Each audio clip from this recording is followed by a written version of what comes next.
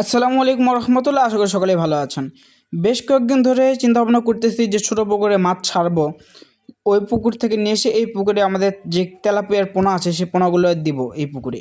এই পুকুরে তেলাপিয়ার দ্বারা মেন কারণটা হচ্ছে এই পুকুরে প্রচুর কানাফিসি আছে। এই কানাফিসিগুলো তেলাপিয়াগুলো খায়, তেলাপিয়াও খায় এবং সরপুঁটি দিলে আরও ভালো। সরপুঁটি এই কানাফিসিগুলো খুব পছন্দ করে এবং সুন্দরভাবে খায়। যেহেতু একবার এই পুকুরে কানাফিসি হয়েছে, তো এই কানাফিসিগুলো বংশ বিস্তার করতেই থাকবে। সে কারণে তেলাপিয়া দিচ্ছি যে এই কানাফিসি খেয়ে তেলাপিয়াগুলো বড় হবে এবং আমাদের খাদ্য খরচও কমে যাবে। সেই কারণে আজকে এই পরিকল্পনা নেওয়া ইফতারের কিছু আগে।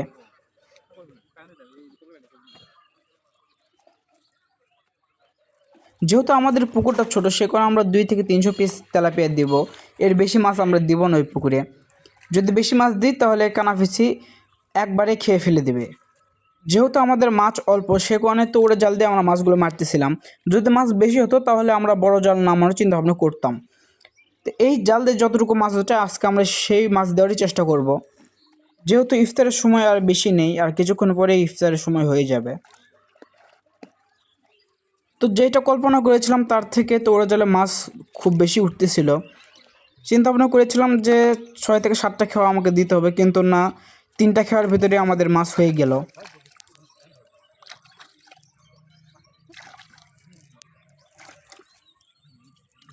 এখানে আমি মাছ ধরছিলাম এবং মুমিন ভাতিজা গিয়ে মাছ ছেড়ে দিয়ে আসছিল। যেহেতু আমাদের ছোটো পুকুর এখান থেকে খুব কাছে, সে কারণে আমরা বালতিতে মাছগুলো নিয়ে যাচ্ছিলাম।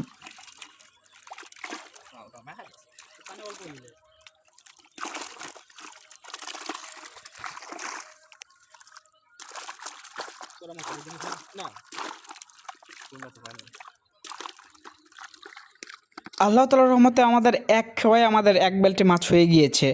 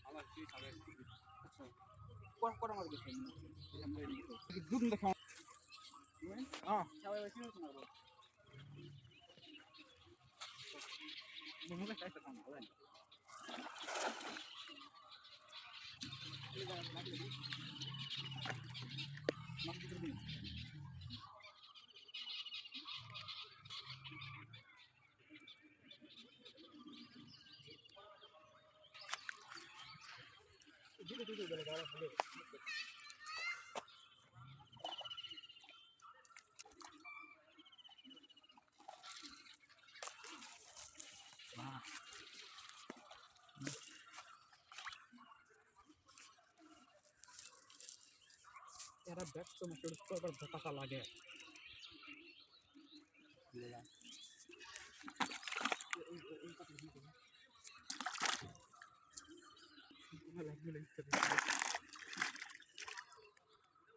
আমাদের প্রথম খাওয়া থেকে দ্বিতীয় খাওয়ায় মাছ পরিমাণে কম উঠেছিল।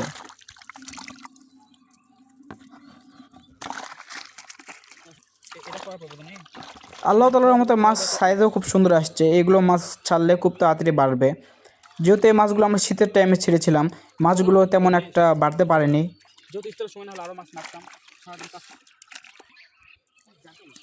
আমাদের 3 নম্বর খাওয়াটা একদম লাভের মতো হয়ে পড়েছিল, ঠিক হার্ট শেপ।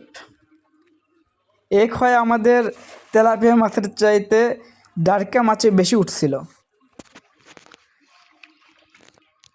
যেহেতু এখন ইফতারের সময় বেশি নাই, আরও মাছ ধরতাম, কিন্তু শুধু এক পুকুরের জন্য ধরলাম, অন্য পুকুরের জন্য পরে ধরবো, কালকে ধরবো।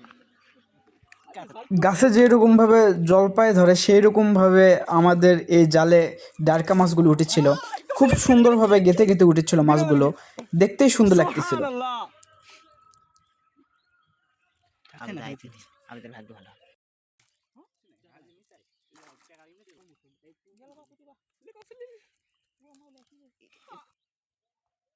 আল্লাহ সুবহানাহু ওয়া তাআলা রিজিক যখন এইভাবে দেয়, জাল খাওয়ান শেষ, আমার মাছও শেষ, সেই সময় এই এক খাওয়াতে এতগুলো শুধু ডারকা মাছ পাইছি, হাতের অবস্থা।